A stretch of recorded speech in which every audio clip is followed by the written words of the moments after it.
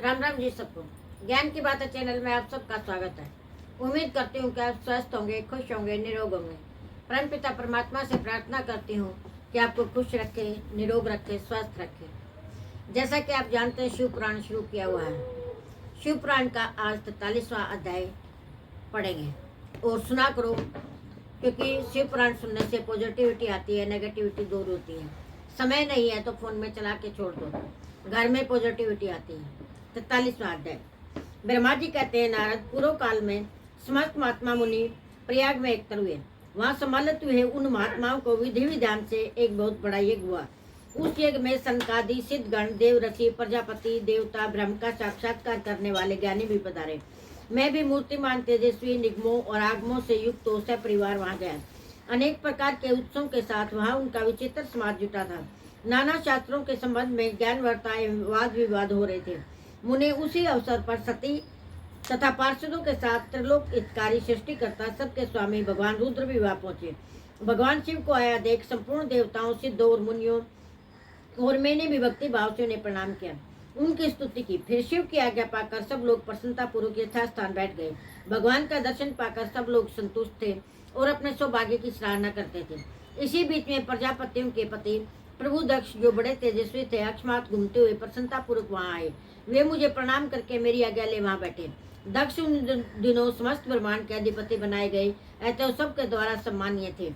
परंतु अपने इस गौरवपूर्ण पद को लेकर उनके मन में बड़ा अहंकार था, क्योंकि वे तत्व ज्ञान से शून्य थे। उस समय समस्त देव ऋषियों ने नतमस्तक को स्तुति और प्रणाम के द्वारा दोनों हाथ जोड़कर उत्तम तेजस्वी दक्ष का आदर सत्कार किया। परंतु जो नाना प्रकार के लीला विहार करने वाले सबके स्वामी, उत्कृष्ट लीलाकारी स्वतंत्र परमेश्वर हैं, उन परमेश्वर ने उस समय दक्ष को मस्तक नहीं झुकाया। वे अपने आसन पर बैठे रहे, खड़े होकर दक्ष का स्वागत नहीं किया। महादेव जी को वहां मस्तक झुकाते ना देखकर मेरे पुत्र प्रजापति दक्ष मन ही मन अप्रसन्न हो गए और उन्हें रुद्र पर सहसा क्रोध आ गया। जो ज्ञान शून्य तथा महान अहंकारी होने के कारण महाप्रभु रुद्र को क्रूर दृष्टि से देखकर सब कुछ सुनाते हुए उच्च स्वर में कहने लगे। दक्ष ने कहा, ये सब देवता, असुर, श्रेष्ठ ब्राह्मण, ऋषि मुझे विशेष रूप से मस्तक झुकाते हैं, परंतु वह जो प्रेतों और पिशाचों से घिरा हुआ महामनस्वी बैठा है, वह दुष्ट मनुष्य के समान क्यों मुझे प्रणाम नहीं करता? शमशान में निवास करने वाला वह निर्लज जो मुझे इसमें प्रणाम नहीं करता, इसका क्या कारण है? इसके वेद कर्म लुप्त हो गए। यह भूतों और पिशाचों से सेवित हो मतवाला बना फिरता है।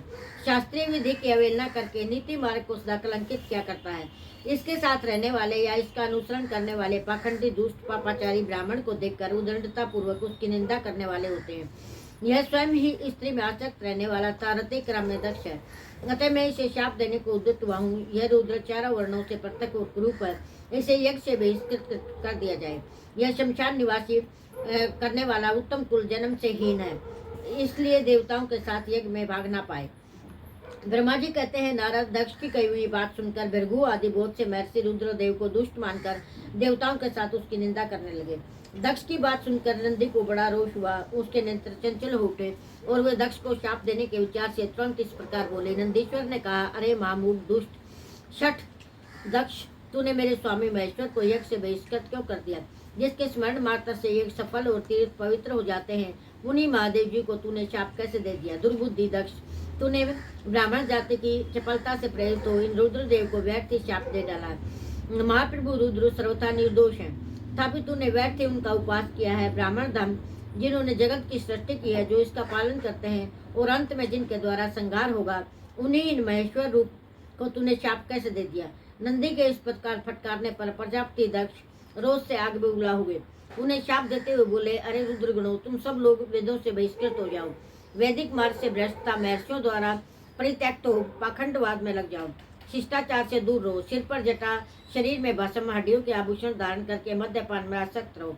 जब दक्ष ने शिव के पार्षदों को इस प्रकार शाप दे दिया, उस शाप को सुनकर शिव के प्रिय भक्त नंदी अत्यंत रोष के वशीभूत हो गए। शिलाद पुत्र नंदी भगवान शिव के प्रिय पार्षद और तेजस्वी हैं, गर्व से भरे हुए महादुष्ट दक्ष को तत्काल बोले। नंदीश्वर बोले, अरे शठ दुर्बुद्धि दक्ष, तूने शिव के तत्व का बिल्कुल ज्ञान नहीं है, अतः तूने शिव के पार्षदों को व्यर्थ शाप दे दिया। अहंकारी दक्ष, जिनके चित्त में दुष्टता भरी हुई है, उन भृगु आदि ने भी ब्राह्मण तत्व के अभिमान में आकर महाप्रभु महेश्वर का उपवास किया। अतः यहाँ जो भगवान रुद्र से विमुक्त तुझ जैसे दुष्ट ब्राह्मण विद्यमान है, उनको मैं रुद्र तेज के प्रभाव से ही शाप दे रहा हूँ। तुझ जैसे ब्राह्मण कर्म फल के प्रशंसक वेदवाद में फंसकर वेद के तत्व ज्ञान में शून्य हो जाएं। वे ब्राह्मण सदा भोग में तन में रहकर स्वर्ग को ही सबसे बड़ा पुरुषार्थ मानते हुए स्वर्ग से बढ़कर दूसरी कोई वस्तु नहीं है ऐसा कहते रहे, तथा क्रोध लोभ और मद से युक्त हो निर्लज भिक्षुक बने रहे। कितने ही ब्राह्मण वेद मार्ग के सामने रखकर शूद्रों का यज्ञ करने वाले दरिद्र होंगे, सदा दान देने में लगे रहेंगे। दूषित दान ग्रहण करने के कारण वे सब के सब नरकगामी होंगे। दक्ष, उनमें से कुछ ब्राह्मण तो ब्रह्म राक्षक होंगे, जो परमेश्वर शिव को सामान्य देवता समझकर उनसे द्रोह करता है। वह दुष्ट बुद्धि वाला प्रजापति दक्ष तत्व ज्ञान से विमुख हो जाए। यह विशेष सुख की इच्छा से कामना रूपी कपट से युक्त धर्म वाले गृहस्थाश्रम में आसक्त रहकर कर्म कांड का तक्रम फल की प्रशंसा करने वाले सनातन वेदवाद का ही विस्तार करता रहे। इसका आनंददायी मुख नष्ट हो जाए, यह आत्मज्ञान को भूलकर पशु के समान हो जाए, तथा यह दक्ष क्रम भ्रष्ट हो शीघ्र ही बकरे के मुख से युक्त हो जाए। इस प्रकार कुपित हुए नंदी ने जब ब्राह्मणों को और दक्ष ने महादेव जी को शाप दिया तब वह महान हाहाकार मच गया। मैं वेदों का प्रतिपादक होने के कारण शिव तत्व को जानता हूँ, इसलिए दक्ष का वह शाप सुनकर मैंने बार बार भृगु आदि ब्राह्मणों की निंदा की, सदाशिव महादेव की भी निंदा की। यह बात सुनकर हंसते हुए मधुर वाणी में बोले वे नंदी को समझाने लगे। सदाशिव ने कहा, नंदिन मेरी बात सुनो, तुम तो परम ज्ञानी हो, तुम्हें क्रोध नहीं करना चाहिए। तुमने भ्रम से समझकर मुझे शाप दिया गया, वैसे ही ब्राह्मण कुल को शाप दे डाला। वास्तव में मुझे किसी का शाप छू भी नहीं सकता, अतः तुम्हें उत्तेजित नहीं होना चाहिए। वेद मंत्राक्षर में सुक्त में है, उसके प्रत्येक सुक्त में समस्त देहधारियों के आत्मा प्रतिष्ठित है, इसलिए तुम रोष वश उन्हें शाप ना दो। किसी की बुद्धि कितनी ही दूषित क्यों ना हो, वह कभी वेदों को शाप नहीं दे सकता।